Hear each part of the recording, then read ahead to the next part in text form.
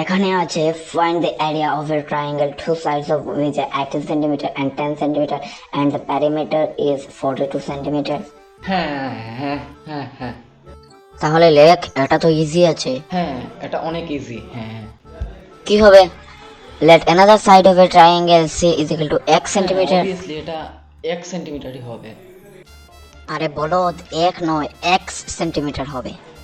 হ্যাঁ হ্যাঁ হ্যাঁ হ্যাঁ তারপর কি হবে? and given two sides of a triangle a is equal to 18 centimeter and b is equal to 10 centimeter and perimeter is 42 centimeter. হ্যাঁ হ্যাঁ হ্যাঁ হ্যাঁ হ্যাঁ হ্যাঁ তাহলে x এর ভ্যালু কত হবে? হ্যাঁ হ্যাঁ আরে কি তখন থেকে হ্যাঁ হ্যাঁ করছিস?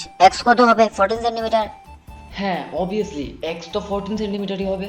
হ্যাঁ কত হবে by Heron formula area of a triangle?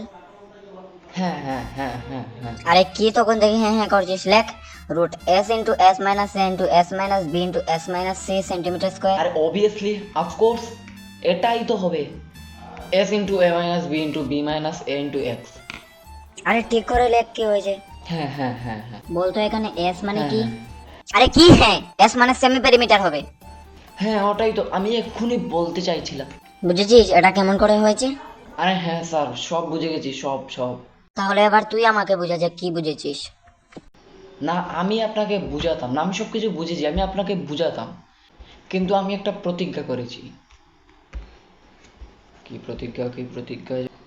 আপনি তো একজন জিনিয়াস টিচার, আমি আপনাকে বুঝালে না না না না, এটা আপনার প্রতি আমার রেসপেক্ট, আমি আপনাকে বোঝাতে পারবো না। এটা আমি স্যারদের রেসপেক্ট করি, সব স্যারদেরই আমি রেসপেক্ট করি। আরে পারবি না সেটা সোজাসুজি বল না, এত ঘুরিয়ে পেঁচিয়ে বলছিস কেন? স্যার একটা কথা বলি। হ্যাঁ বল, কি হয়েছে? স্যার আরেকবার বোঝাবেন ম্যাথটা প্লিজ?